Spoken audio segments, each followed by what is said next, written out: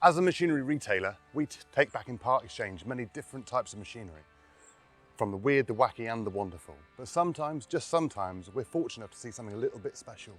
Something that's been sat at the back of someone's shed for longer than it hasn't. Something that if our industry made posters, this would have certainly been on my wall as a child. That's right, we've part exchanged a Bolens Husky 600.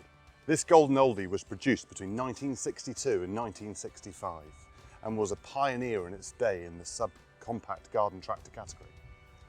Originally, it would have been fitted with a 32-inch underslung deck underneath and had many other attachments you could get, including snow blowers, snow ploughs, other rear attachments as list as long as your arm to be able to put behind it for tillage and ploughing and other operations. So as you can see, this pup has seen better days.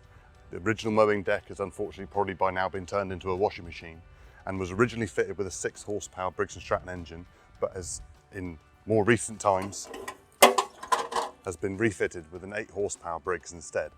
Good solid engine. They've managed to keep the fuel tank. They've managed to keep some other bits and pieces on it, including the starter motor that's on this side. But unfortunately, they refitted a different exhaust cover and air filter housing. So they had to make a bit of a modification on the bonnet here on the right hand side. The good news is we're going to restore this little gem back to as near perfect condition as we possibly can, budget depending. But before we do that, we're going to see if she starts, runs, smokes or pokes, make sure that the engine's working, the gearbox is working, make sure that we can actually justify doing this restoration. She's going to need new tyres, she's going to need shop blasting, repainting, sorting out, we don't even know if the engine runs yet or not, and going back through it. So we've got some spare parts here that came off the deck originally, and some lots of linkages down here that have been replaced. But we're going to probably strip all that off and just keep it as a standard basic tractor, as a little tug for around the garden. But let's see how we get on and let's go and see if she runs. So we've got our little Bolens Husky 600 here in our little studio workshop. We're going to run through the machine to see if we can just get it going today, see what's wrong with the engine, see if we can just stick some fresh fuel in it, a new battery and get it to run, or see if what life she's got in her, and then just go from there, see what we can find. And if we've got a little bit of life, see if we've got the gearbox working, we'll then take it further and start stripping it down. But let's see what we've got. So the bonnet on these have got a nice, obviously full steel bonnet. There's no plastic on these old machines from the 1960s. Take the bonnet catch off here a second. Try and, that's easier than I thought. So let this one down.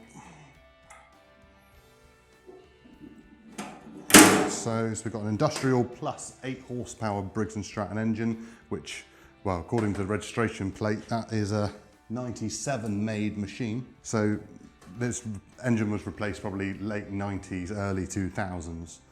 So we've got the original starter motor on there and the original fuel tank. Like I said before, there's a replacement air filter and a housing there and the replacement exhaust. The fuel tank's still got the original metal cap on there, which looks in pretty good shape. Fuel smells a little bit tangy. What you'd expect from a machine which hasn't been used for several years. The spark plug is very, very grubby, so we'll probably replace that one as well. But I think first things first, let's put a new battery on it to see if we've got any life at all. Did a bit of investigation earlier on about the mower, and if our cameraman could come over here and have a look at this.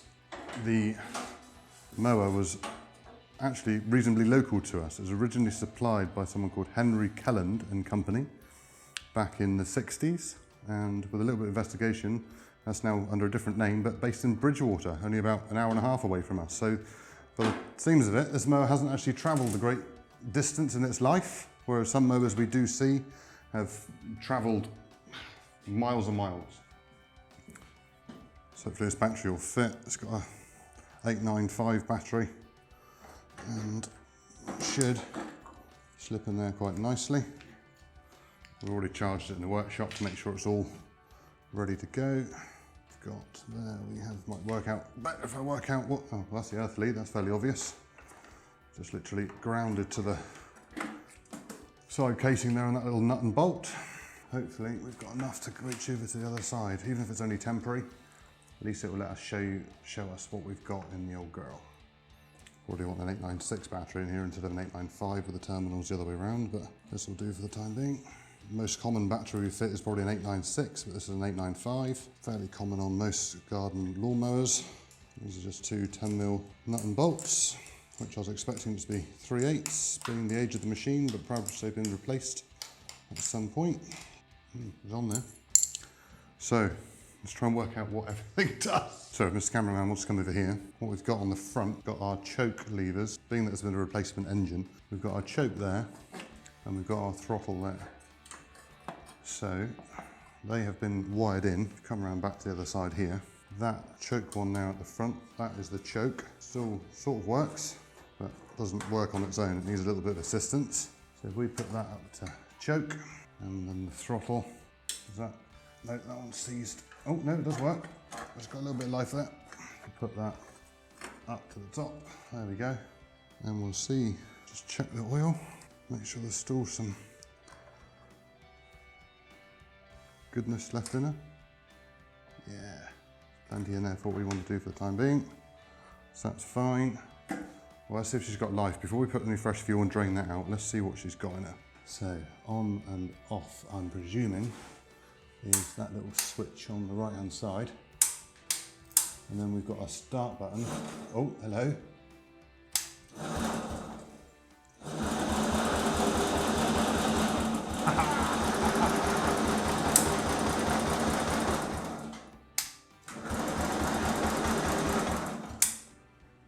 Well, the starter motor works. That's exciting. All right. Is there...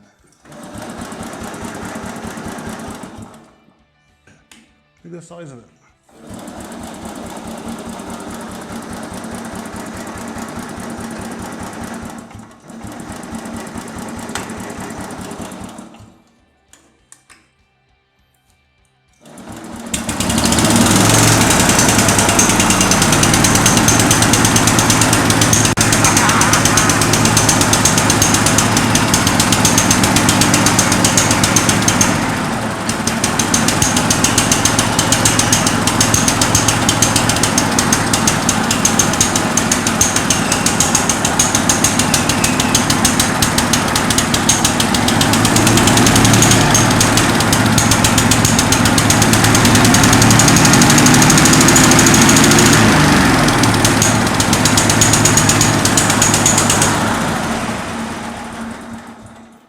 Well, our little studio is filling up with smoke, but we've got it running! It works. It starts. The engine sounds pretty good, though it doesn't seem to be coming off choke very well. It seems like it's over revving a little bit. But let's get her outside and see what we can make of it. See if she can make a run, make a drive. Cool. So our throttle, the reason why it's racing away when I take it off choke is the throttle linkage isn't joined on, and this is just floating in the wind. So we're missing something that's going to the governor to be able to adjust our revs. But good news, it's running on the old fuel, on the old spark plug. God knows how many years ago this was last started. And yeah, it's looking promising. I want to be able to let the revs down a little bit so that I can see if she drives. Otherwise I'm probably just going to wheelie and end up on my arse. So let's see if we can work that out. All right, so I'm going to try and... Don't run away with me, please. Don't really want an engine that runs away.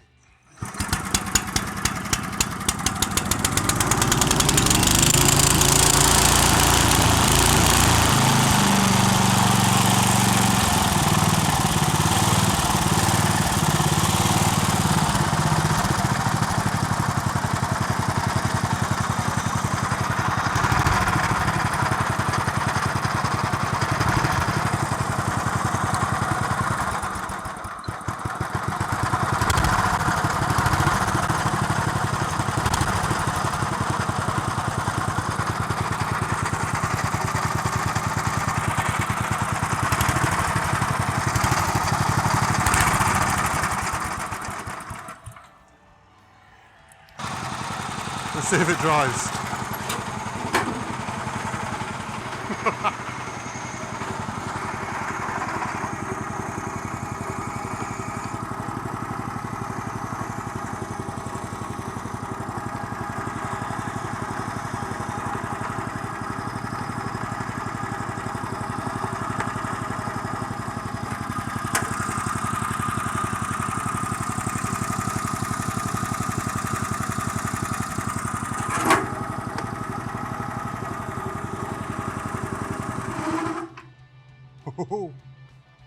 Right, try again. Look at that!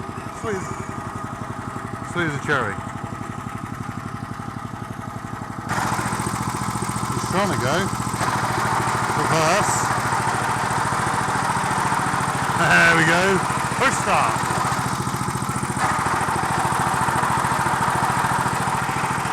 Don't want to go forwards. We've got reverse. Forward.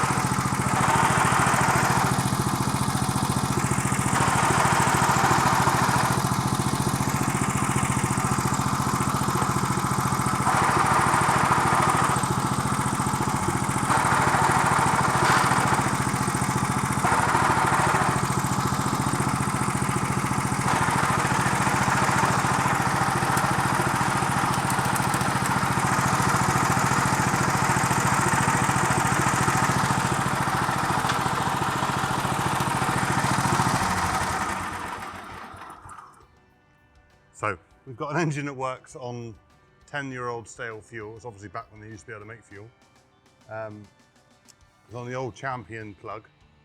It's all working fine. All we've done is put a new battery on it and started her up. Engine's working like a dream with a little bit of fiddling on the linkage down there, which still needs a bit of playing with, but we've got it working for the time being.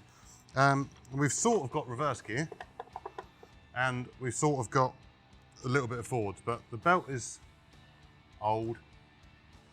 And God knows what else is seized back through, but obviously I haven't mentioned it, but there's a massive leak on the gearbox back there.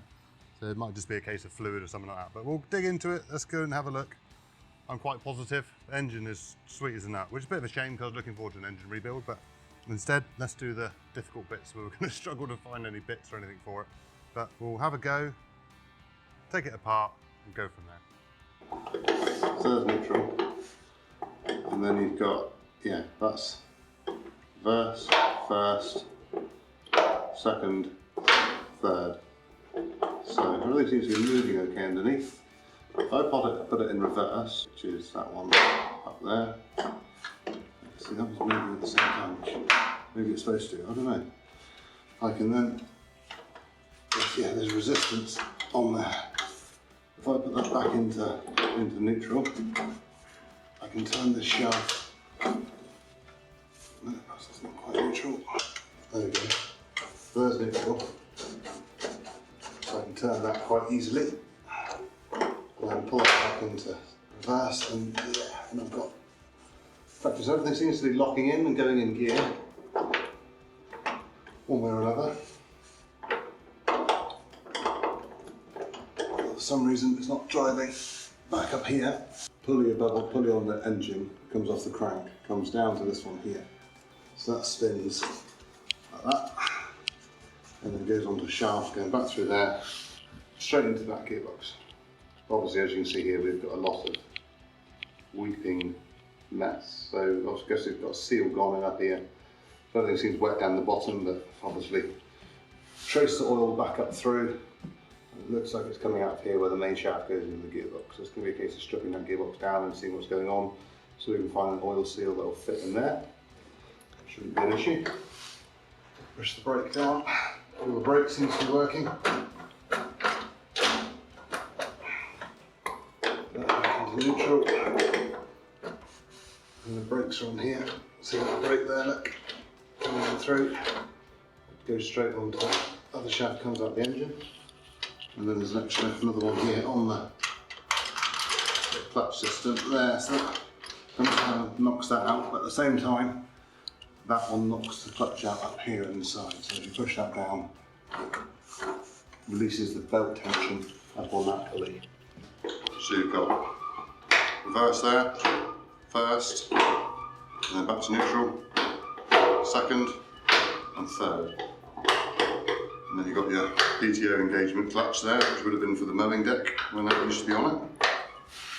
And if you look down in here, you'll see that when I push the clutch down, that releases the tension on, you've got the main pulley here coming off the crankshaft, and then that belt there. So when I was using my hand then just now, obviously this spring here has seen better days, which is the spring which pulls everything back up again, but looks like it needs replacing with something else.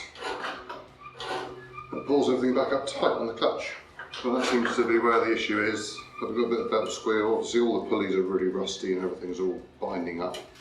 But we just need to find out why we haven't got drive for the back axle, but we're going to strip it all apart and see what we can find.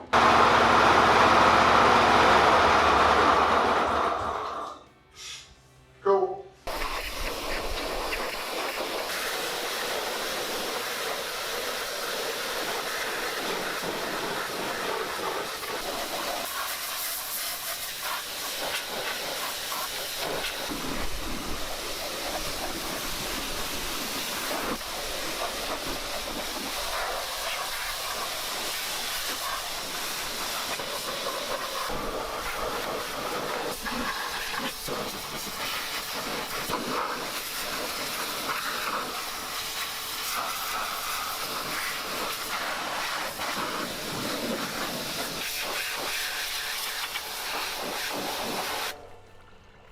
So 3 bits of good news. 1, we've given her a name. We've called her Precious. Whether that's right or wrong, we should call a tractor something quite so cute as that. But anyway, that's what it's stuck with, is called Precious at the moment. The other thing, you'll see we've just given her a good wash.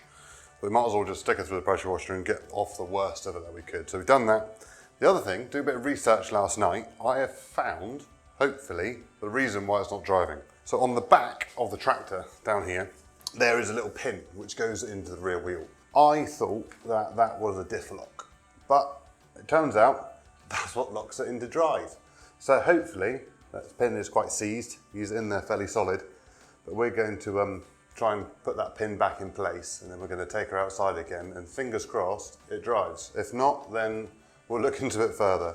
But let's do that, see how we get on. Oh, while we're there, we're also going to take off this rather lovely gate hanging that someone's used as a hitch, instead of the proper one, which obviously must have broke years ago.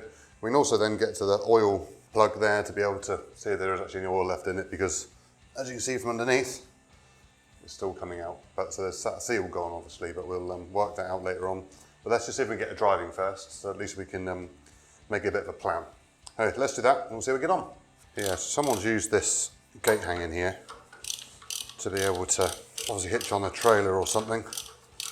They've used the original holes, but they've drilled some extra ones in the hanging to be able to put it on there. But we'll get this off and make up something better for it. Something more fitting and suitable to its original one. But so, oh dear. Oh, that's lots of oil coming out of there. Oh dear, oh dear. Dear. Let's put that back in there, I think. Oh dear. Let's just screw that in. So on the bright side, we've still got some oil in it. Not so good, my socket's rolled away. So I don't know if that's supposed to come out of there or not really, but I guess so. It's a bit of an odd place for oil to come out of. Let's just do that back up tight. There we go, cool. Right, let's see if she's got some oil in her. Grab a socket, I'll put that one back in as well just so we don't lose that one. I know what I'm like with my nuts, they're always going all over the place.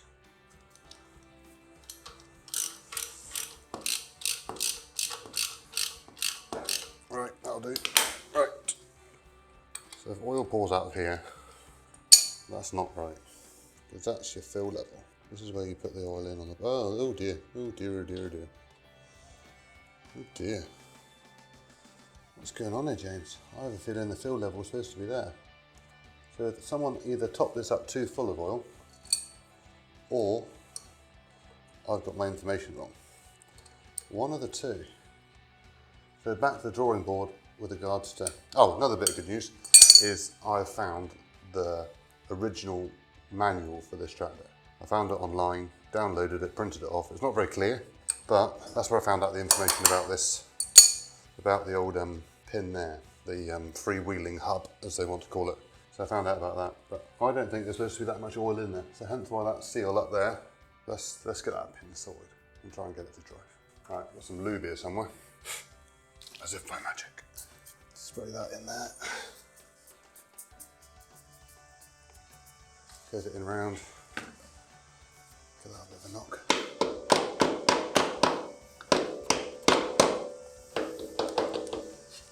So apparently you have a hammer and punch.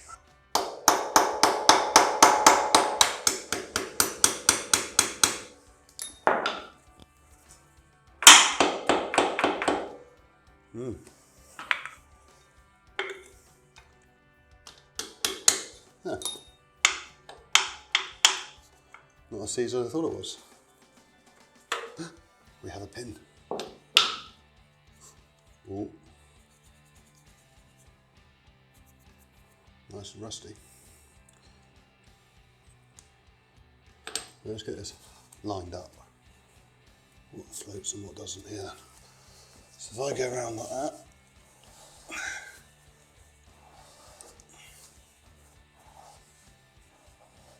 and line that up to that, so then my little finger that fits. There we go. Pop that one in there.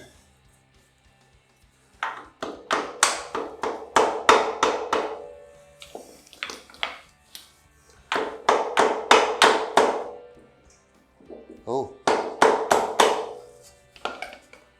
Oh, I see something snapped off there.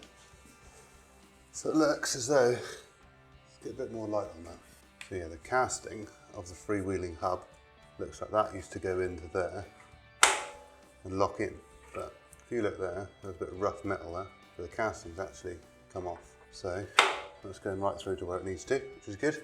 So it's now locked in, but there's nothing stopping that coming back out. So we'll need to come up with some sort of contraption for that to stop that happening. But I think now we'll wipe up our puddle that we seem to have left on the ground and push her outside and see if we've actually got some gears. If not, then we've got to take off this mud guard, take off the fenders, mud guards, whatever you want to call them. There's a little tool tray at the back, 4 bolts there on the back, and then the seat should come off as well. That one would come off there, and then there's this big plate which runs from back there all the way to the front. Take that off, which old Decade bucket gear stick will come out as well, and hopefully we can then look right in on top of the good old cog box, gearbox, transmission, whatever you want to call it. Right, so let's try and get the engine started again and see if we can get it to go forwards or backwards or some sort of motion. Just give us some in, precious. We need it. Right, so how do we start it? Right, bit of chokeage, that's that way. And then on that switch, then you go push button start.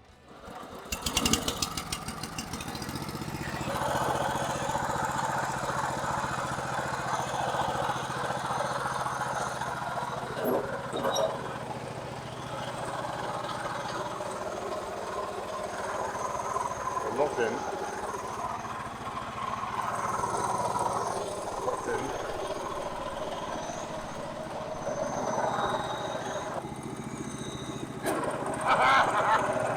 We got drive! Yeah, that's one gear. We have one. That's like 25% of the gears we have. Now reverse.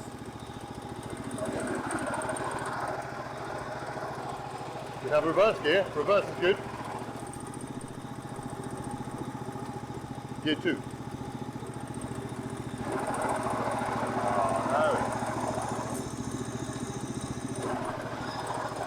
We have 2 gears. That's 1, 2, that's 3 gears in total. Yeah.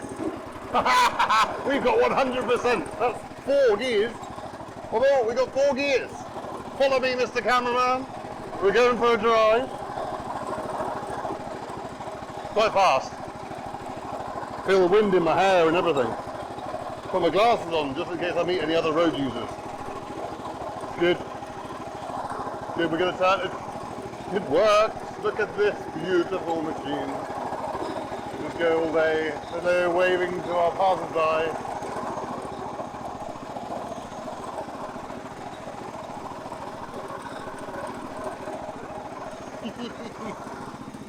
Brakes work as well. Yeah, they do. Hang on, let's try backwards.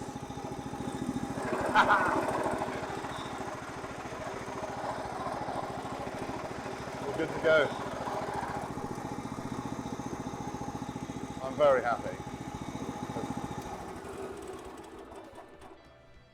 Oh, I'm very happy.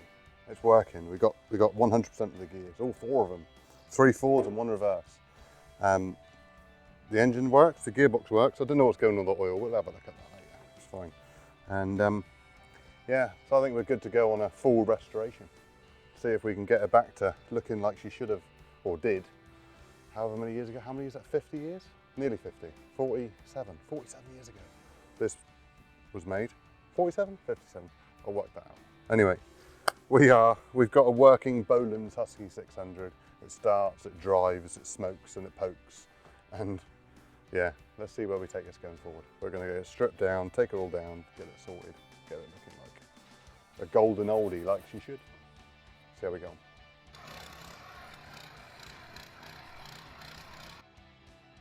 So we've had a bit of a play with her. She's getting a bit warm, but nice. I've worked out a bit of a foot thaw. We've got a bit of a foot there on the governor, and sounds like a cherry. Listen to her. Not exactly the done thing, but solid, fun.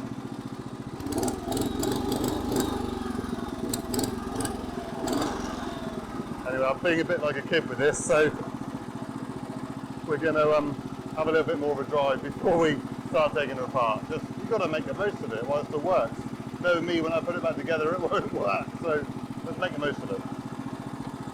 Third gear, let her out gently, now we're away, and off we go! So that's the end of part one, guys. We've got to work in.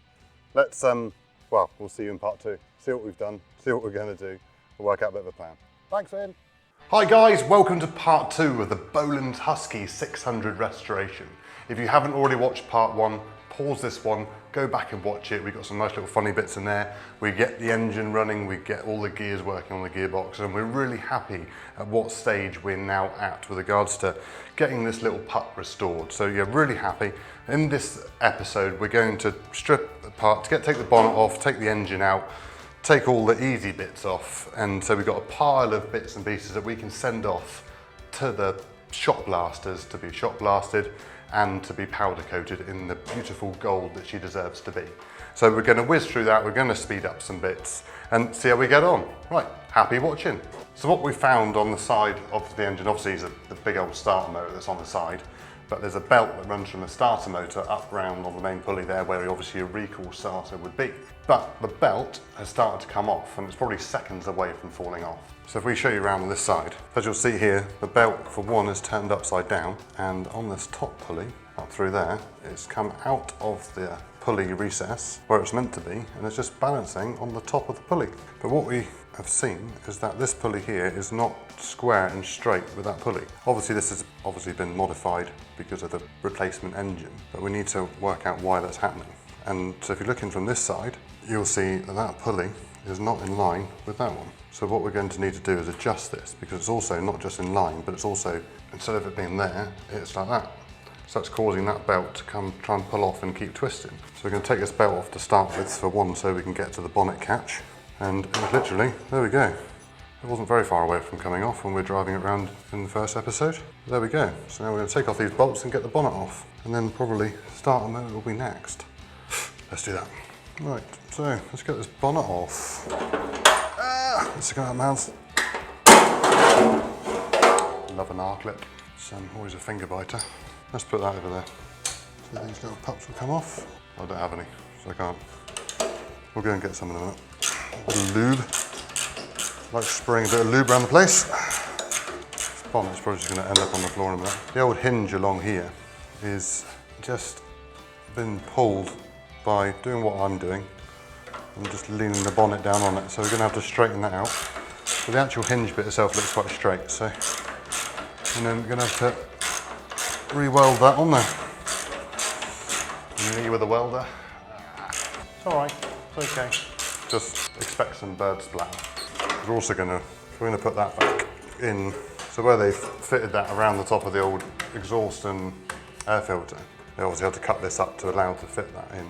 We're going to try and do something to that so that we can put this back down to where it's meant to be and weld that back in and do a bit of beating on the old panel to try and get that looking like it should do again.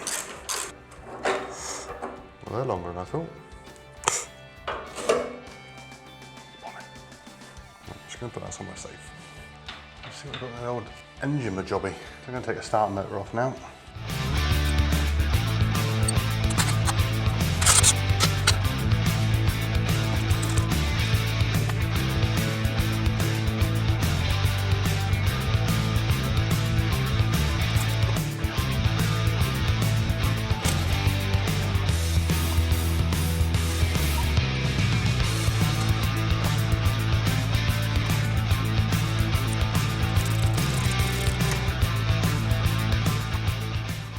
Right, so we've taken the bonnet off, we've taken the starter motor off, we've taken the battery tray out here. So now you can visually see in and around the engine, see where all the leads and the wires and everything, the cables are going. Been a bit of a bodge here on the old switch. So back when in part one, when you see me trying to switch it on and off, because there's a switch here on the front of the engine and there's a switch here on the side. So we'll do away with that just so there's only one switch, although you could work as a key, make it a bit harder for other people to start. But yeah, so that's what we've done. We're now going to take off drain the fuel, drain the oil, drain all the fluids out of the mower, out of the engine.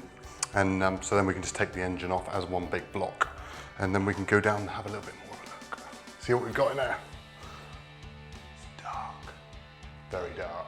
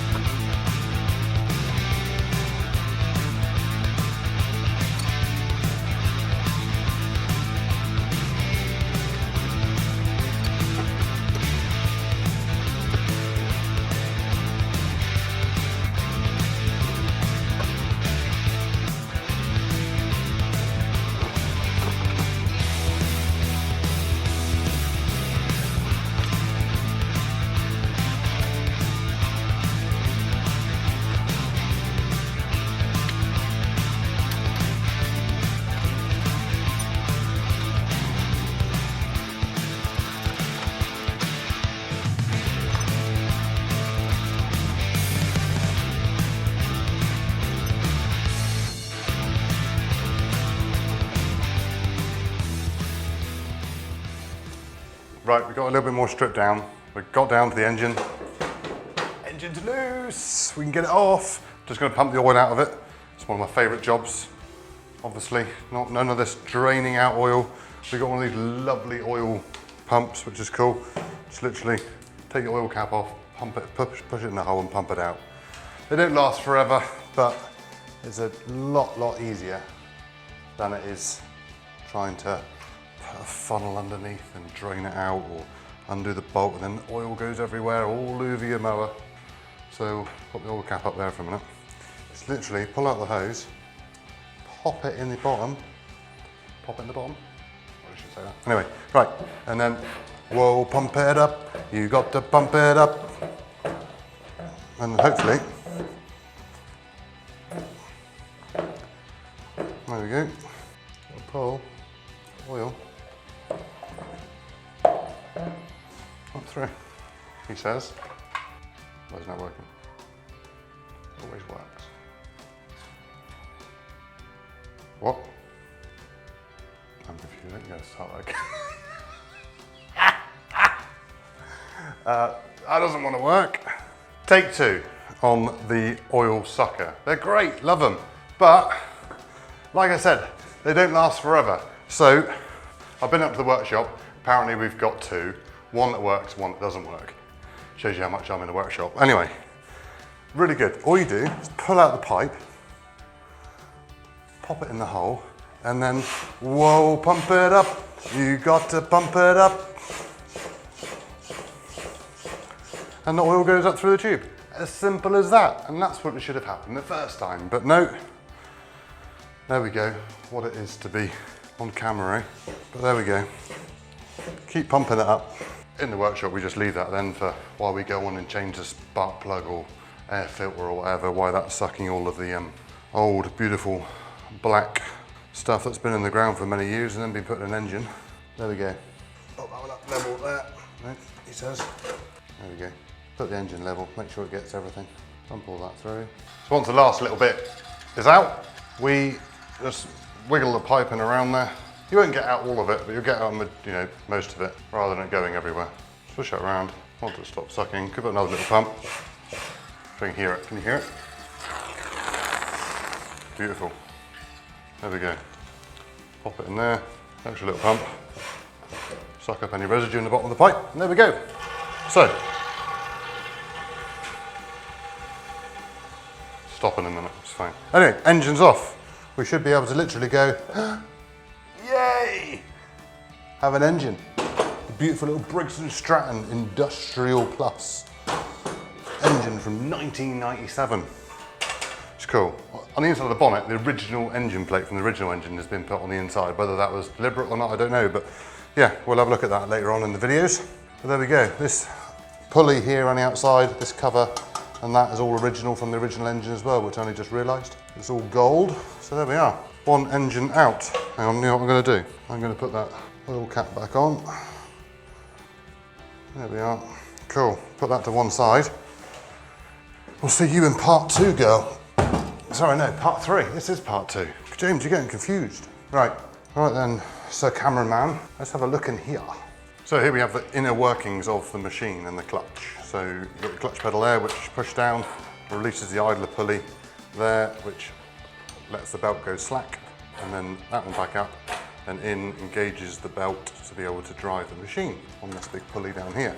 The beautiful spring that I mentioned before, which is seen better days, which pulls the clutch back up again, is not as tight as it should be. So we'll have to work out something there to be able to make that work.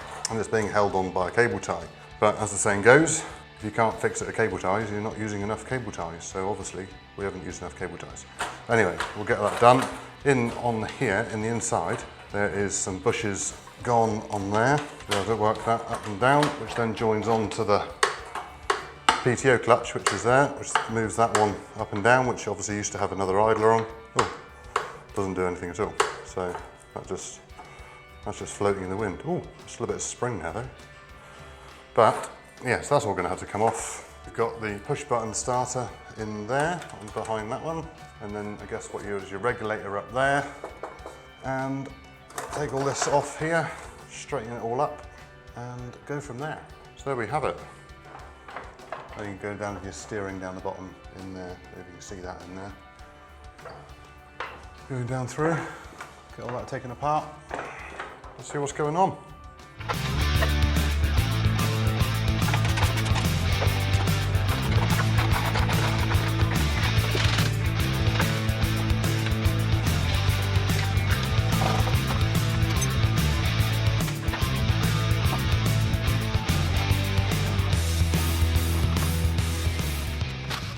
So here we have the Bolens down to, there's nothing left, it's just seats and a steering wheel. No, wheels and a steering wheel.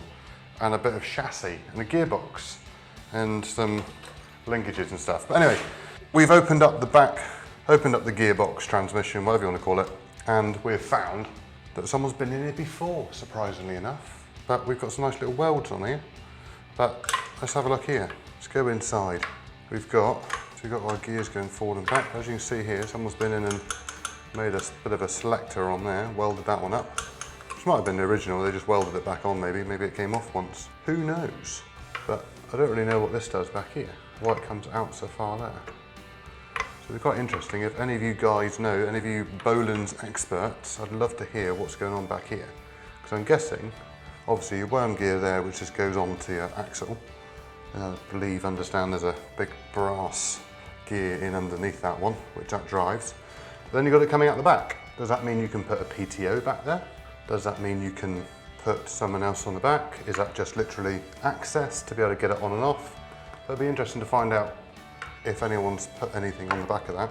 So yeah, so anyway, coming from the front over here, transmission comes back through, spins round in there, and then you select your gear, like so, and that, oh, there we go, so you've got drive now, that's going around, and then pull that back into neutral, nothing happens.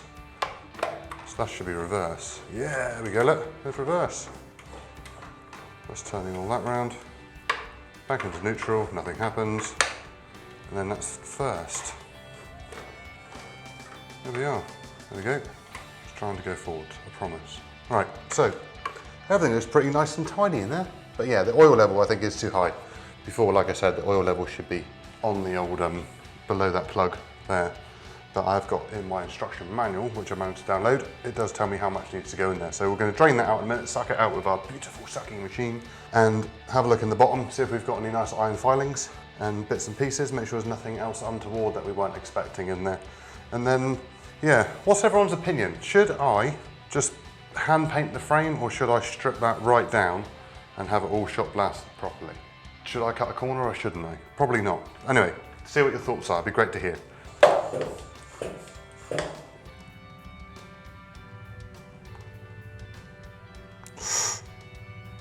Brown and sticky.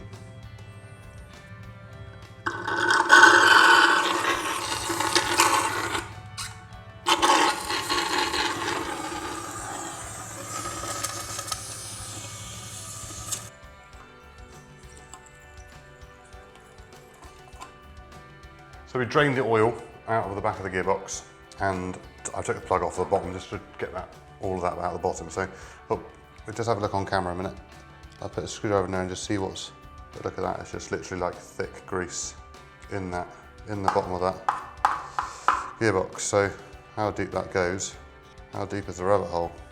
Just a bit manky, just manky old greasy, thick old oil. Look at it just dripping off. But yeah, look at that. Horrible old beep beep. There you go. Yeah, but it doesn't seem to be any filings in there. I'm sure there is somewhere. Yeah, there is. Yeah, nice bit of iron chunks. That's right, no, it's not chunks. It's just bits of filings. But we're going to leave that there to drain overnight. Get it running. All that beautiful brownness. It's not exactly golden like the tractor's supposed to be. Cool. Clean that up. We'll leave that overnight just to drain out, and then we'll give her a good flush through as well. And then we'll seal that over, seal the gearbox over on the top. We might use the plate, I don't know, but we've got to get all of the gubbins off, get all of that up through there. I think we're going to be lucky. I think, sensibly, there's no need to take the whole gearbox apart. Everything all looks fine in there. But we can take these bars off the side, all the way up through the main chassis, as it were. Take the wheels and the hubs and everything off, and then maybe just hand paint the actual gearbox itself. So I think that'll suffice. I don't think there's any need to really take that right apart. So that's what we'll do. Leave that to drain overnight, come back to it tomorrow, take all the gubbins off, seal that back over, strip down some more. Hello again guys. Right, so we are back in our little studio workshop. The oil has flowed out the back of the machine. Well, most of it, it's a little bit greasy, old rubbishy stuff in the bottom. But apparently, according to my editor, we are running over time on this episode. So what we're going to do is I'm going to literally bang through this today, take it all apart, strip it down, speed it up, and I'll see you once it's all in a load of bits on the floor. So there we go. Let's dig in.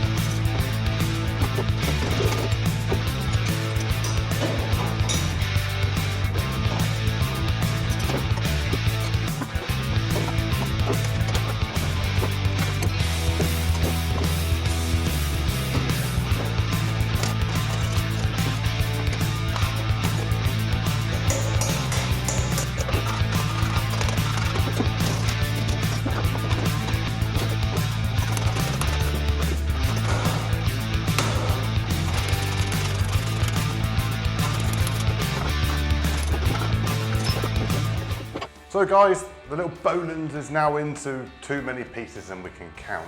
Well, there's still a lot more to do, but we've got it down to the bare bones of the machine. We've had a look at little bits and pieces, found out what's wrong, what's right. Learned a lot.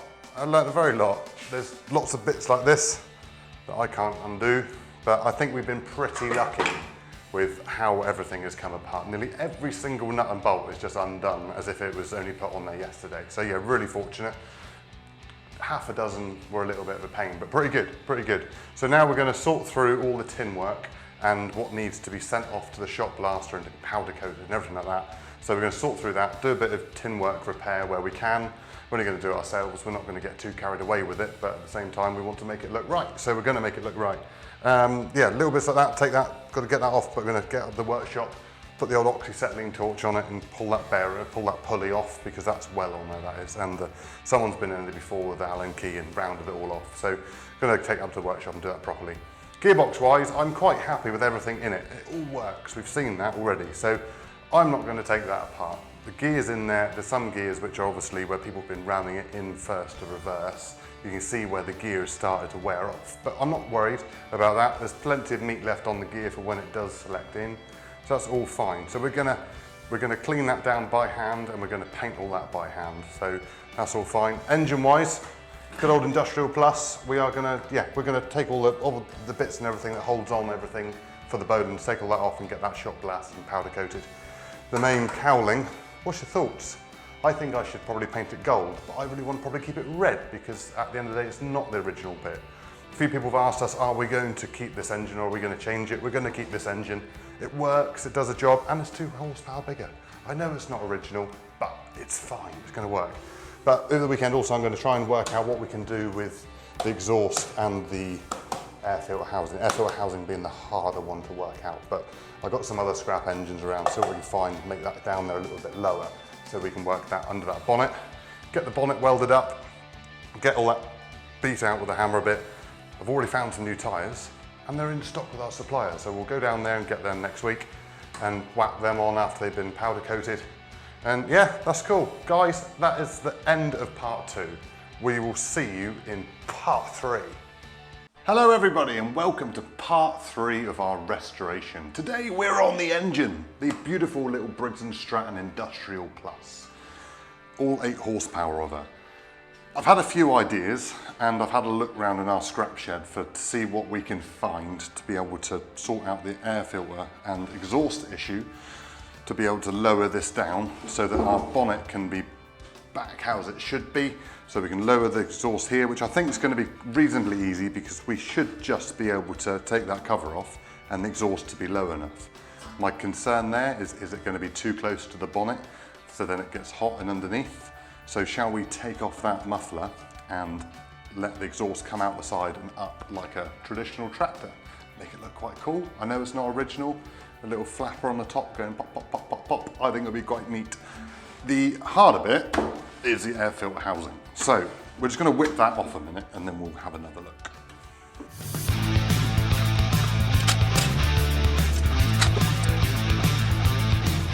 So there we have it. We have our nice little carb there. Biggest issue we've got is the choke lever obviously works here.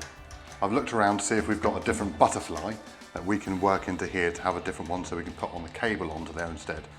We'll make it work. We're good enough for that. It will be fine.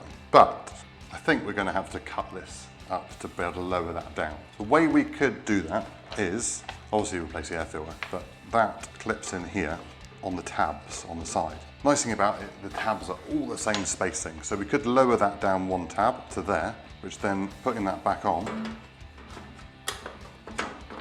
brings that level down to the same height as the exhaust. So if that is the same height as the exhaust, then our bonnet's going to close. Issues? Of course there's some issues. We've got a gap in there. We can fill that in with some, we can build that up and fill it in with silicone around the outside so the air filter still gets a good seal.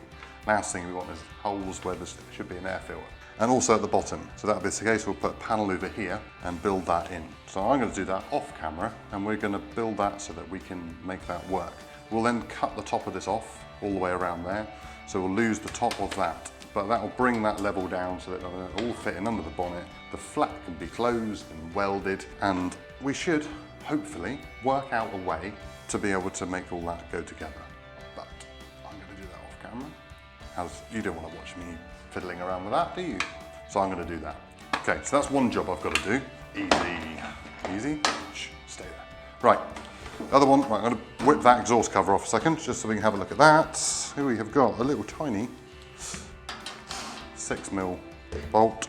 I don't have a 6mm spanner. Gonna go get one. Adjustable will do. So, I have glasses. I can't see, I'm blind as a bat. You're lucky I can even do this. By the way, love Milwaukee stuff. Probably seen all our power stuff is Milwaukee drills, grinders. It's all Milwaukee, love it. Don't worry, we know there's probably some Makita fans out there and DeWalt fans and even probably some Ryobi fans. But anyway, doesn't matter. We like Milwaukee, let us know what you like. Why is it on American-made products, every single nut and bolt is a different size? You get imperial, you get metric, you get in between, you get everything. So down here, right, we've got a 6mm bolt.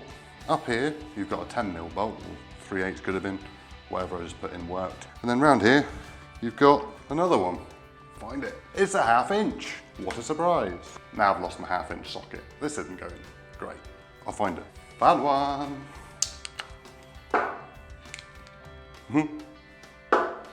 That's 1/4 inch, not 3/8. So we're just gonna find a 13mm. So we have got that down. See, that's down to the right level. Engine, the bonnet, engine, bonnet. Bonnet will fit over that and the flap will be able to be welded down and close. We've just got to work out that way of keeping that air filter lower. Quite confident. It'll be fine. And everything like that. We know the engine runs like a dream, so we're now just gonna quickly strip off all the other bits, put them into our piles that need to be in for shot blasting and powder coating, and go from there. So I'm gonna whiz them off.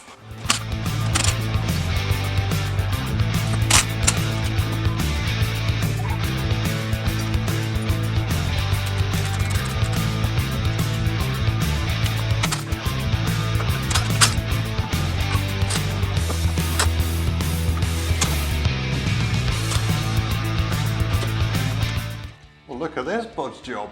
Look at this, eh? So like I said before, they wired this switch in so they could use the one on the dash. Fine. But for some reason, what a farmer job that is, isn't it? Proper farmer job. So we're just gonna cut that. Just nasty. Horrid looking.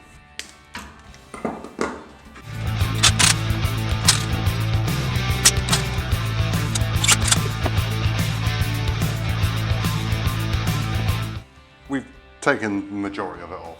We're going to try and take that pulley off. Got some grub screws in some deep, dark holes on there, holding that on. Probably going to need to get our air hammer. Love a bit of air hammer. To be able to get that pulley off. I expect he's fairly well on there because if this engine was changed in, when was it? 97-ish, thereabouts. And that's been on there 20 plus years, so probably undo that, get the air hammer on it, and should just walk it off. If not, good old oxyacetylene.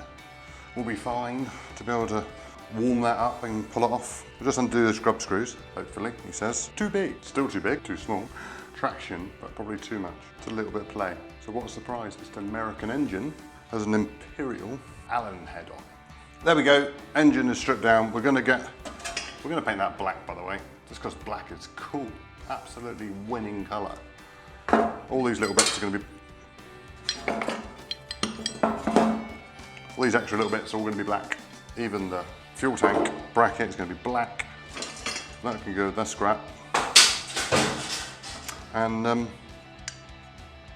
yeah, just clean up the alloy stuff. And then we're just going to clean up the engine the best we can. We don't want to strip it apart, it works perfectly. As much as I'd love to do an engine rebuild, or at least a valve job. Love a valve job. But we don't need to. It's all good. We've seen it. It works, it runs, it starts, it fires, it smokes, it pokes, it does what we need it to do. So we're going to leave that as it is, bar cleaning it all up nicely. Also, off camera, between part 2 and part 3, so you could call it 2.5 off camera, I've cleaned up the gearbox with a wire brush and wire wheel.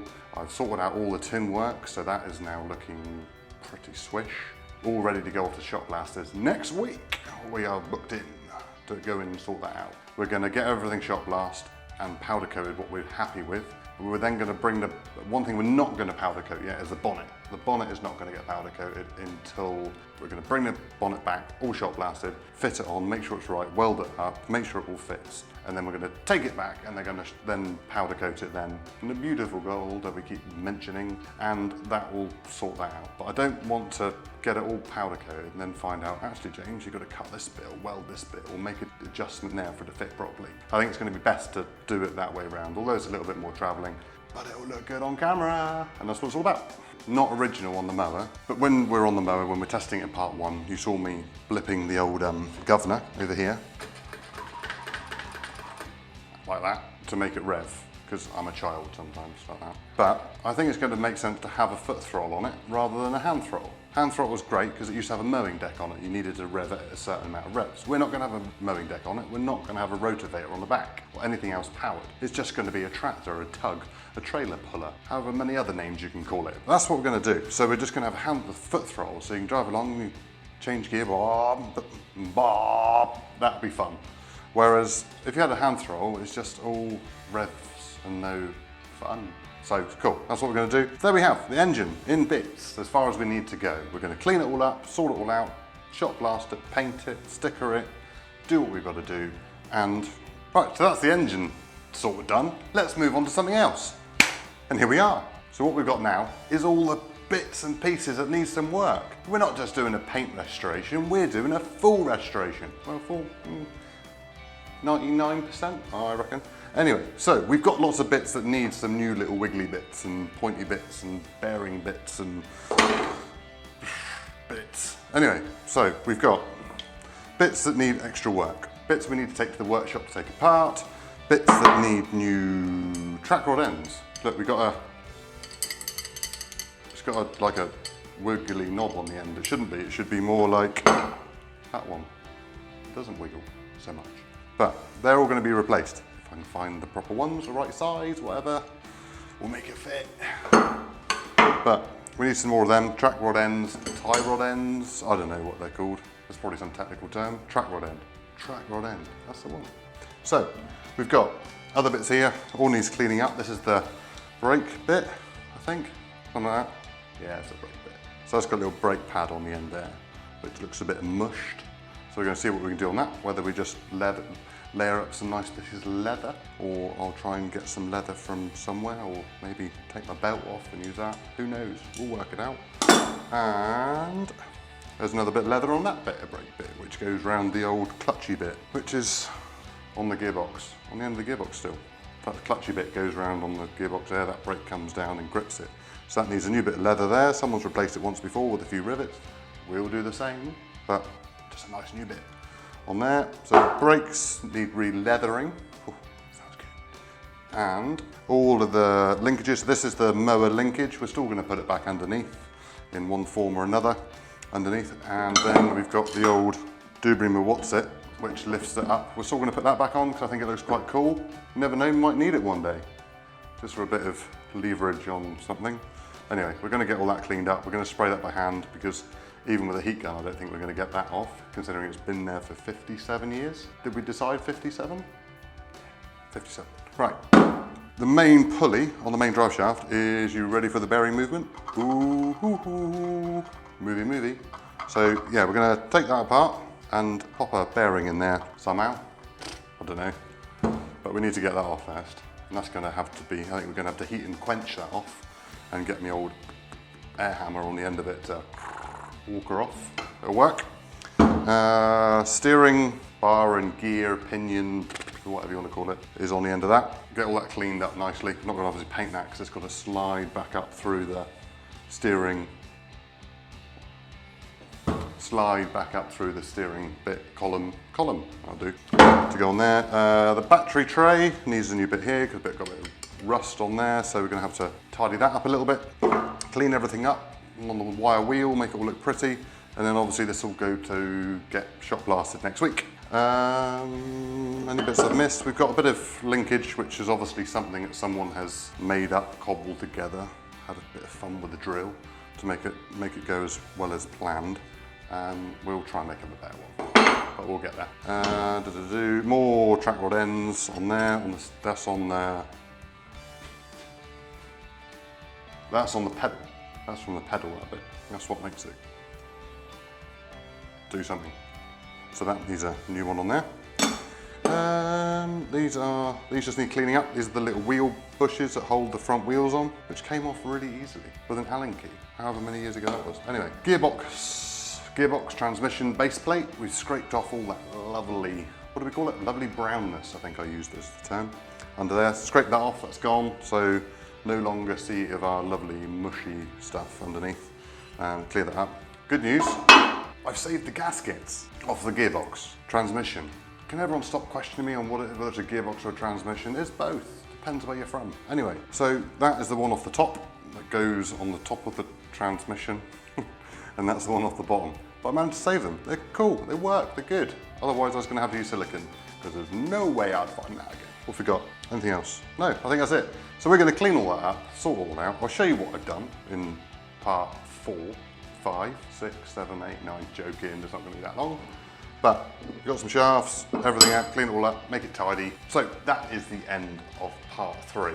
I apologise it's only been a little short one. Some of you might like that, but hopefully it's been funny and informative, sort of about what we're doing, where we're going, where we've been, where we've come from.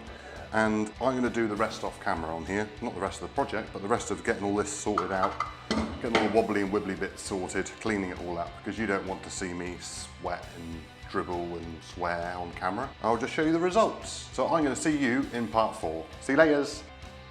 Hi guys, welcome to part 4 of our Bolens Husky 600 restoration. We've been having a lot of fun this week. We've been out and about. We've been to the shop blasters and powder coaters to get all of our lovely bits of tin work and wheels and engine bits all sorted and looking, well, they look like new. Here's a little short clip of what we went and done.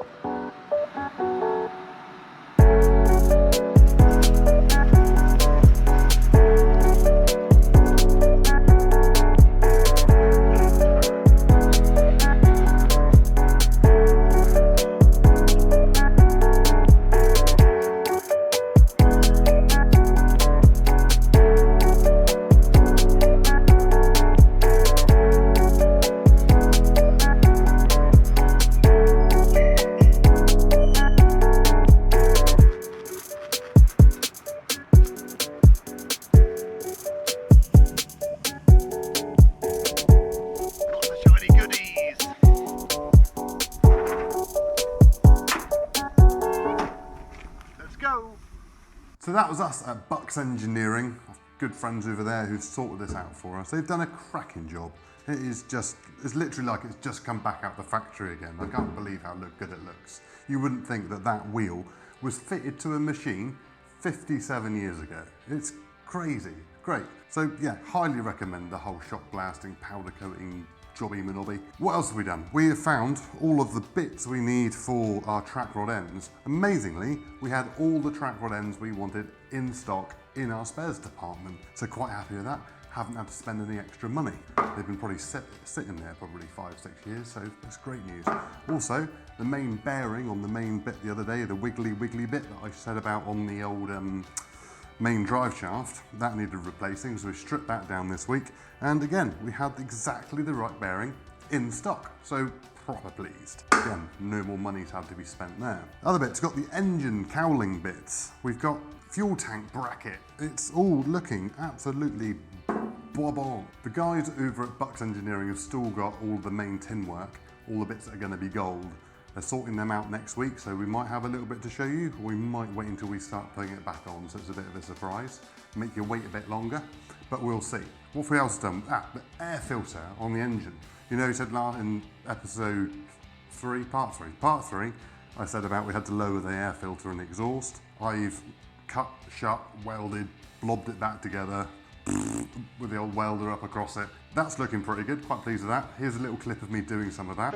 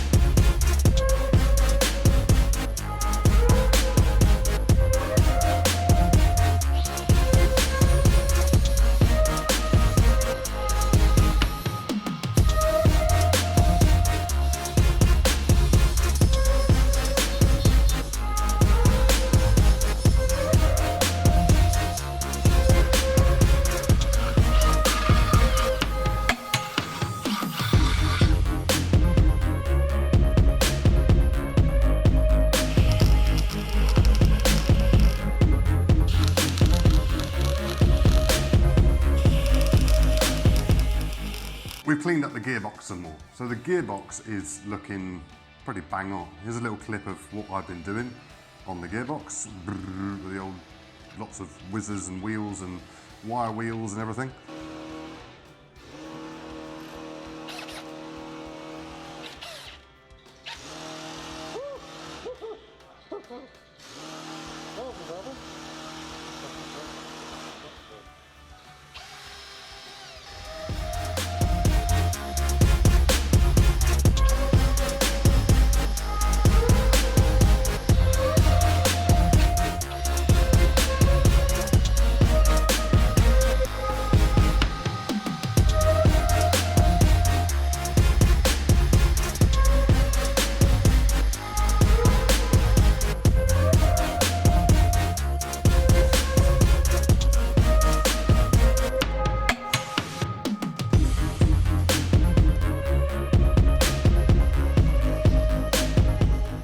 Probably spent about 3 hours in total sorting that out, so it's taken me a little bit longer than I expected. I should have probably just stripped it down and sent it off to be shot blasted after seeing how good it looks, but never mind. I've done it, put all the hours into it, but now we need to spray it. I'm pretty terrible at paint spraying. As much as I love to be good at everything, it's not my forte. Luckily, we've got a Richard, and Richard loves doing it, turning things different colours with a pot of spray.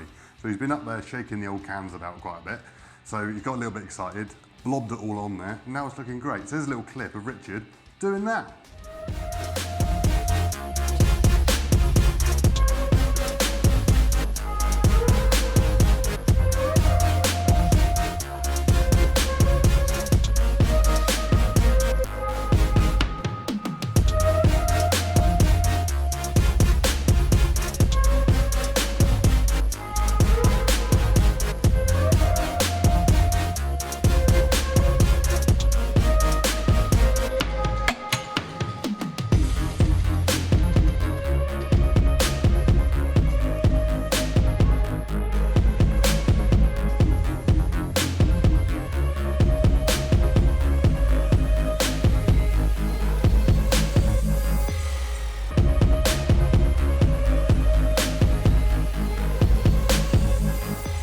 also been working on the decals for the whole machine. So we've got a little bit of personal touches on there as well. So we're looking forward to being able to put them on and get everything back together.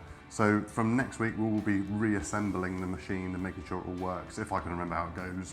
Luckily, might have taken some photos and a bit of video footage. I don't know, maybe.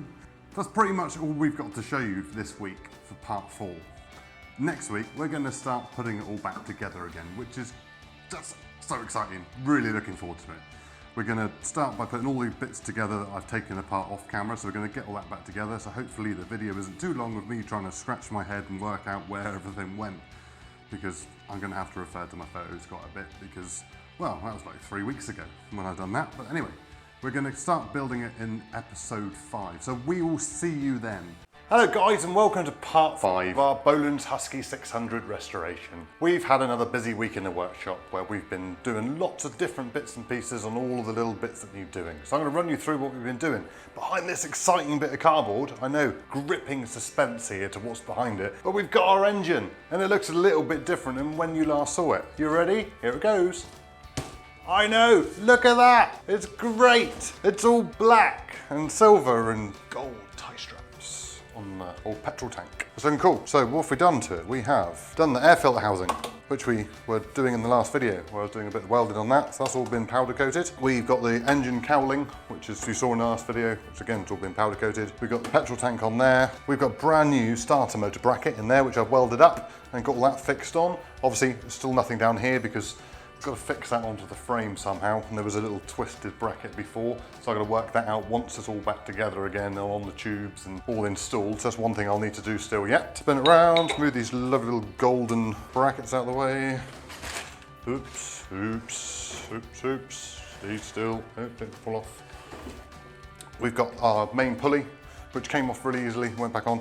I powder coated that. Probably we're going to regret that because I think it's going to have too much traction on the belt, but we'll wait and see. We'll see what happens when we run that up. Cleaned up the engine best we can without having to strip it all down completely, and new fuel pipes all the way through. I've still got to sort out that. Still waiting for a few parts, hence why it's not finished. Got a heat shield here, the heat shield and carburetor gasket I'm still waiting for.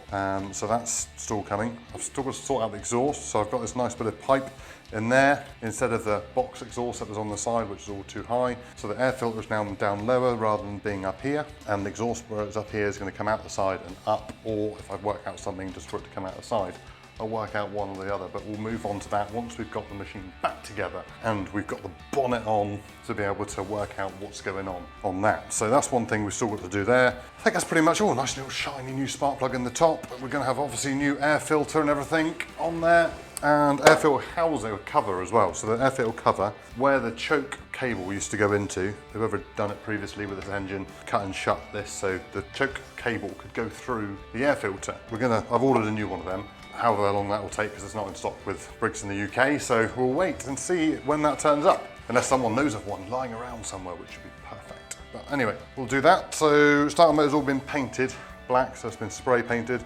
Everything else has all been powder coated, so everything else is all looking bang on. The starter motor has come up quite well, quite pleased with that.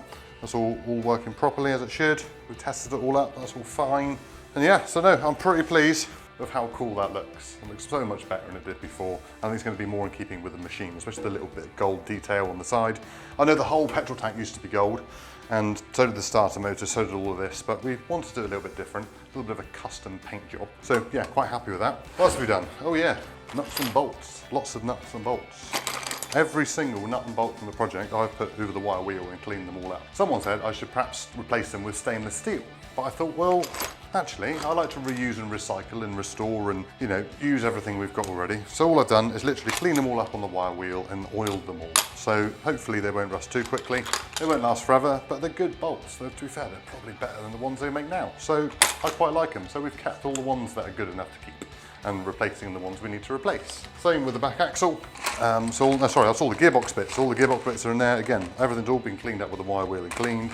Me being quite meticulous with these things, we've got box for gearbox, box for chassis, box for the front axle.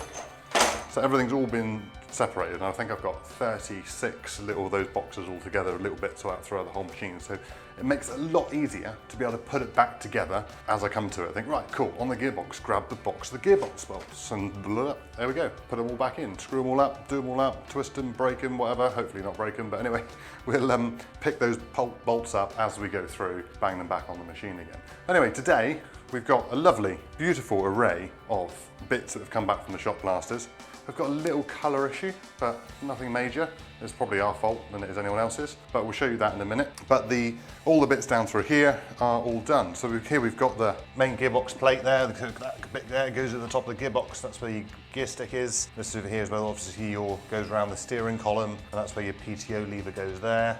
And then we've got our tool tray for the back, and where our seat bolts into, and all the other bits and pieces. Some we haven't even unwrapped yet. So it's a bit like Christmas, unwrapping every single piece to see how well it's come out, but really, really pleased. We haven't gone and got the tyres yet. Run out of time this week a little bit, but we're gonna go and get the tyres, hopefully now in the next week or so, and get them sorted. But they're all there, ready to go. It's just a matter of time at the moment. So we're gonna move on to, well, we're gonna put the tubes back in, the tube frame chassis back through, so we join the back axle to the front axle, and then build this back on. The other thing I've been working on is this. It's really heavy. Got it. That is the main, I don't know, what do you call it? We'll call it a phalange. There we go, that's what it's called. So there, I'm just going to rest that there. So there, I've rebuilt, hang on, bear with. So yeah, this was the wibbly wobbly bits that we talked about in part 2 or 3-ish, thereabouts. So obviously a new bearing we had to put in here, so we've got a new bearing there. See how smooth that is now. Spinning like a dream.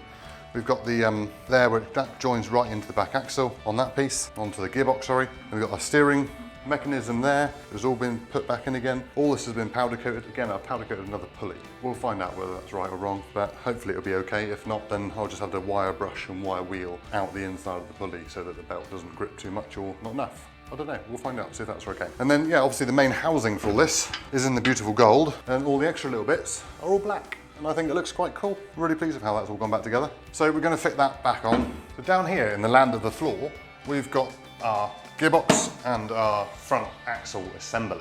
These are our little bits that hold the tube frame chassis on. But the issue we've got paint-wise is we had a RAL colour, gold, and the RAL colour for the powder coat doesn't seem to have the same final finish, because obviously the powder coat is baked on. So I'm thinking that's the reason why. But if you have a look at this up against the other, the colours look completely different. If it's not quite right, then fine, we'll take the back axle off and respray that, try and match that better. But we're going to put it all back together, because most of this you don't actually see. It's only really the back plate. So I was going to do that black originally, but then I thought oil leaks and things going forward, you can't really see the oil leaks or anything like that on the black. So I thought it would be better doing it gold because we're going to see little things like that. Now I'm wishing we'd done it black because of the colour differences, but there we go. We live and learn. From now, you're going to watch me have a little bit of a montage of me reassembling this.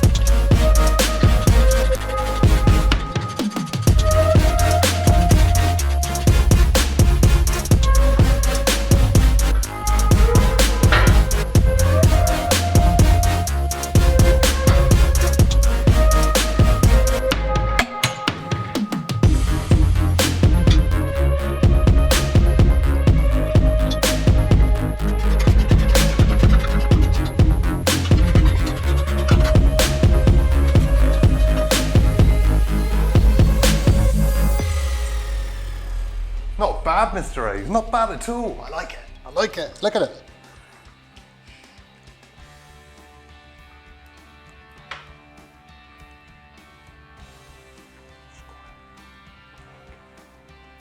I could spin this all day. Just stay here spinning it. Turning, turning, turning, turning. It's just so smooth. Proper smooth. I like it.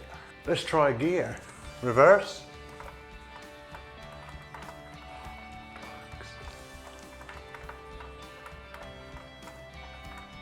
Bang out some more. What should we put on next? Steering column. Wicked. Yeah. Look at that. Oh, that goes there. It's good, it's good, it's good, it's good, it's good. Need to slide my old shaft down there, don't I? For this one, obviously I haven't painted because it's got to go in there. So we're gonna, once it's in, we're gonna grease it all up so it stays where it's supposed to. For now, see if it all fits. Oh no, the powder coat is too thick. So what we're gonna do, we're gonna have to drill that out a little bit. Hey! Ooh. Not stiff. Oh! Ready?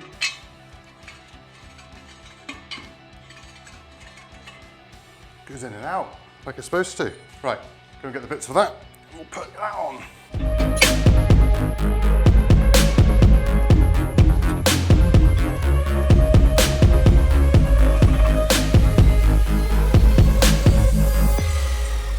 Right, what do we do now? What's the next bit? Do them up, I suppose. Better do them up. Don't need loose gooses, do we? Loose goose!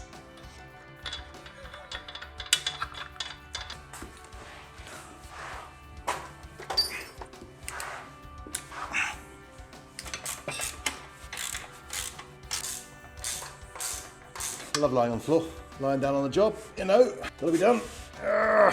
Tight, I think that one's tight. I'll get the other one now. Found it on the top. God, hang on. Spanner. And it works! Look at that. It goes. Hang on, that's turning right. Down there. Nothing left. Look at that. Who knew it'd be that easy to put back together? It's literally like, what do you call it? I don't know. Kit car. Oh no, a kit tractor. This is a kit tractor. Apart from without any instructions, just by memory and a few photographs. Just a few photographs. That's right. Looks like we're doing okay. Right, on to the next bit. So we've got our little track rods and track rod ends. Quite pleased really. They're gold. We had them in stock. Didn't cost me anything. We painted the track rods black. So we've got a gold tractor with black detail, and then we've got a black engine with gold detail. I think the combination is going to look quite good together really, but we'll see. Let us know what you think. It'd be interesting to know. I know a lot of people wanted to have it all gold, and Bolens were really quite famous having just one colour all the way through. Nuts, bolts, everything. I think they made the tractor and then sprayed it, but we've done it this way. Obviously they didn't do that, but you know, it looked a bit like it. So it's going to be nice just to break up the colours in between. So we bang these on and then move on to the next bit.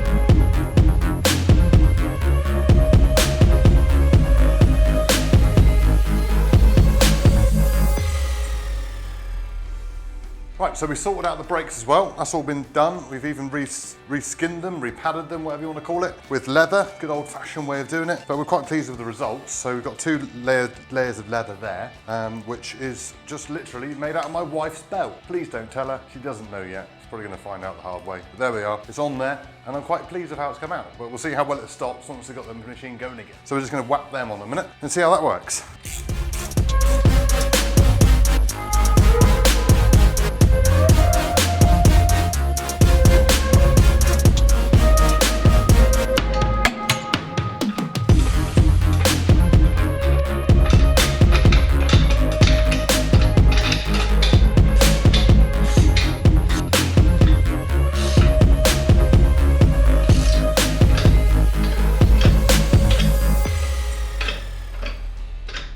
We're going to put the gearbox plate back on top of the gearbox. So we're going to have a nice bit of black detailing there, which is go on the top of there, and then the other one in underneath there, goes like that, and then our gear stick ball, which is there, press that one back on again, that goes through there like that, and wiggles about, like so. And bad news, I've broken my knob. When we were cleaning the gear stick, my knob fell off and cracked. And it's only Bakelite, so, you know, and it's, what, 57 years old. So I'm not surprised it cracked when it fell on the floor. Luckily, I got a new knob, found off an old mower. So we're gonna use that knob instead. Rich has just given that a clean for me, and then we'll get that fitted on, which is good news. But right, let's crack on and put the gearbox plate back on the tractor.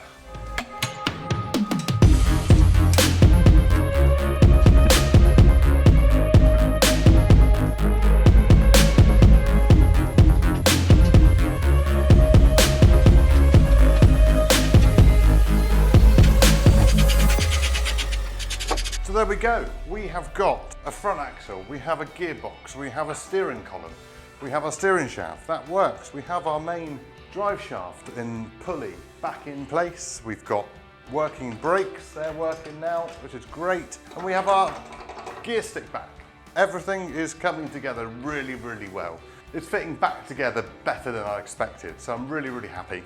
I think we're just gonna have to now do the rest off camera. So in part 6 will just be us surprising you with what the finished article looks like. We might do some other bits, I don't know, we change our minds as we go along. That's the beauty of being in control of it. But we're happy with what we've done. I don't want to do too much because I want the final bit to be a surprise for you guys. We'll have the engine back in, the seat, the steering wheel, the wheels and tyres. Everything will be looking bang on. So we will see you in part 6. Thank you for watching. It's been an absolute pleasure. We'll see you when it's done. 7 weeks ago, we embraced on our Bolens Husky 600 restoration. She was tired, she was rusty, her paint was peeling, and she didn't exactly work very well, although we had a bit of fun in the first video. Now she is shiny, she is complete, she is restored with a few added extras and a few personal details like we said we're going to do. But don't worry, we're not just going to leave you with a few photos or a little bit of video footage for your crank bank. We're going to take her out in the garden, and we've even got a surprise for you. But before we get to that, we're going to cut some really cool footage of what she looks like now. And this is what the fuss has been about, and it's easy to see why. The sheer beauty and quality of this 1960s mini tractor, well, it's outstanding. It's not like some of these modern machines that are made of 99% plastic.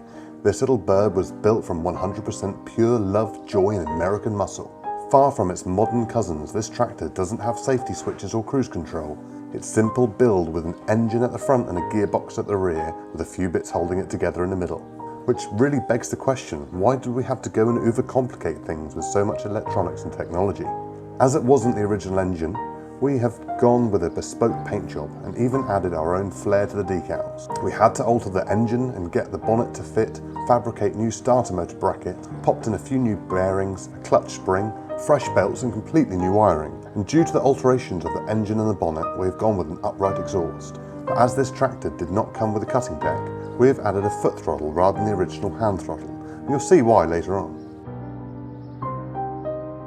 I've fallen in love with this little tractor. The simplicity of its engineering and the ease of controls have made this restoration a complete pleasure. I'd recommend a Bolens restoration to anyone. In total, we have spent around 50 hours restoring her, which all told isn't too bad for a full nut and bolt resto.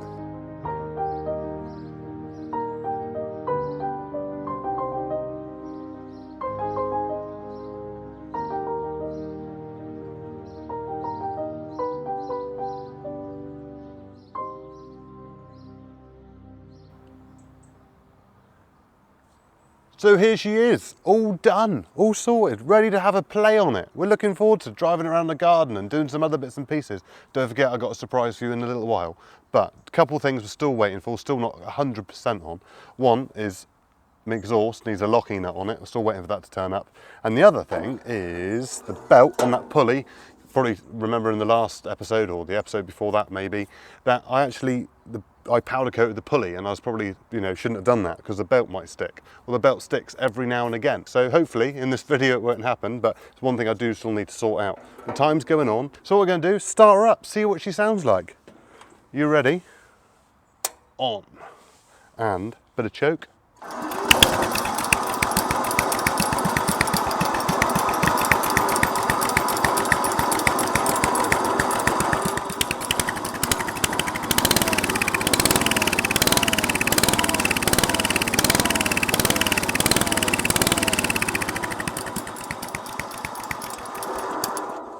You can see why I did it now, can't you? Yeah, I know, I like it. You like it? It's good. And the foot throttle, love the foot throttle. Saves all this fiddling around down here, doesn't it? Right, let's start her up again. Let's take her for a drive. Beautiful.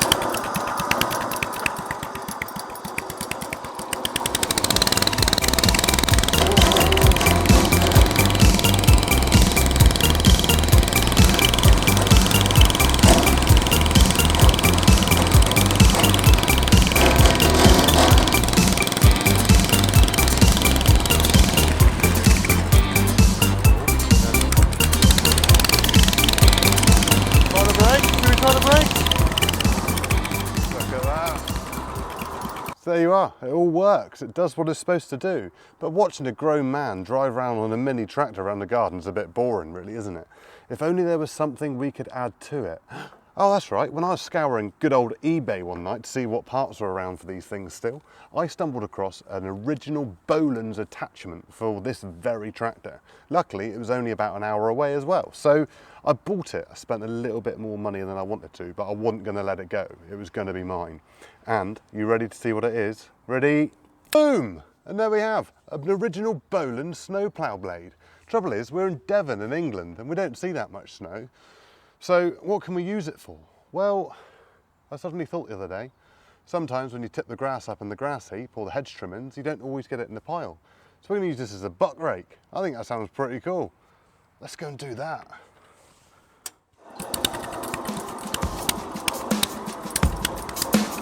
There we are. We're off.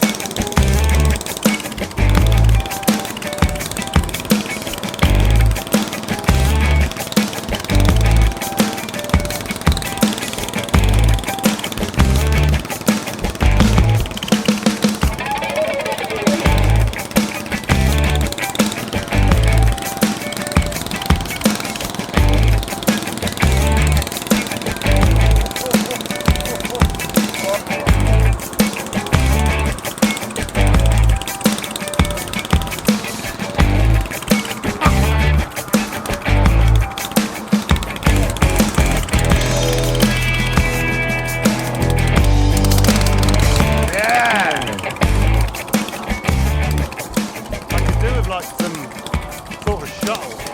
That'd be good. Oh dear. I was a bit keen coming in there in third. Oh yeah. Well, what do you know, look? I can cope with that. Good job, your old cameraman noticed me belt come off on it. Oh, the belt's come off properly now. Ready? This is how you do a really quick belt installation on a Bolens Husky without burning my hand on the old engine. Go down through there, tuck it in under there. Really quick job, like, you know. Push your clutch down. Ah, boom, it's done. Right, try again. Pop, pop, pop, pop.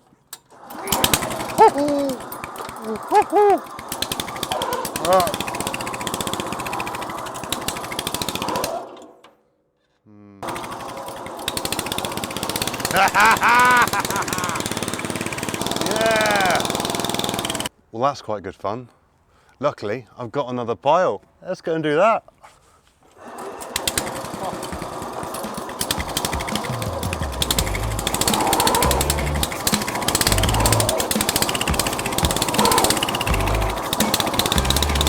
We'll do it.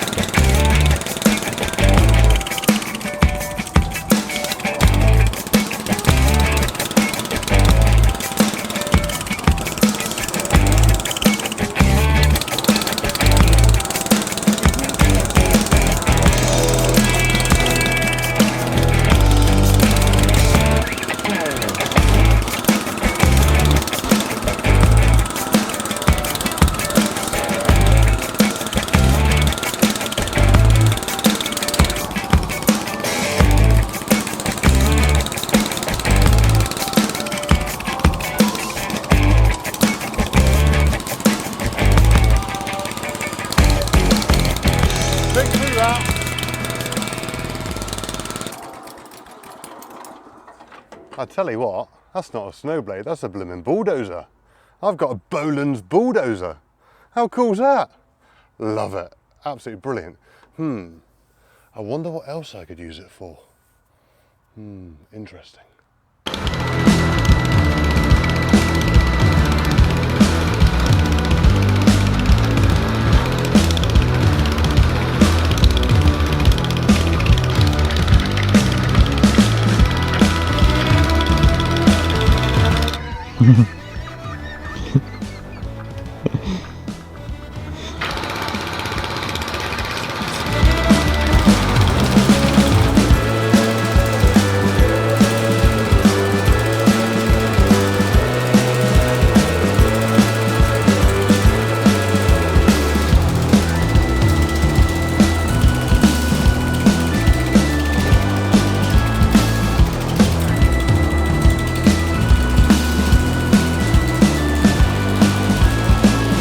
So there we are, guys, we've completed our restoration, and I hope you enjoyed the video. The Bolens is fully restored back to its former glory with a few added extras, and we're really happy with how it's turned out, and we've even made it practical by putting the blade on the front. So it's not just going to be one of those restorations that sit in the corner gathering dust or being polished once a month, depending on what kind of guy you are. Pull up a chair and sit and look at it. We're going to keep it and use it. But if any of you guys want to call into our branch and view it for yourselves, please do. We're open 8 till 5 Monday to Friday, and Saturdays 9 till 1. So anytime you want to pop in, just give us a shout and pop on in. It's absolutely fine. Or if there's other restorations that we're going to do going forward, then again, it'll always be there to be viewed. But we're going to use it and keep it in the garden for that very purpose. It's built to be used. So hopefully, you never know, in another 57 years time, someone might go and restore it again.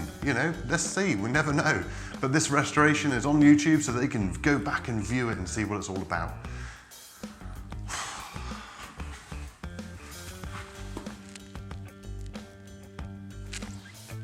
Yeah, you're still there. But yeah, if you would do us a massive favour by liking us on Facebook, following us on Instagram, and subscribing to this YouTube channel, that'd be absolutely brilliant if you could. Or even watch this whole restoration from the beginning. This is part 6. And we've had a lot of fun doing it. We've really enjoyed doing this restoration, and we've got lots of other restorations and other projects to come. We're even working on another really exciting one at the moment, so click subscribe and you'll get to see that before you know it. Apologies, this one's taking a little bit longer to come out because, well, I've got other stuff to do as well as this, but it's all good. It's all good fun. We enjoy it. So thanks, guys. We'll see you in the next video.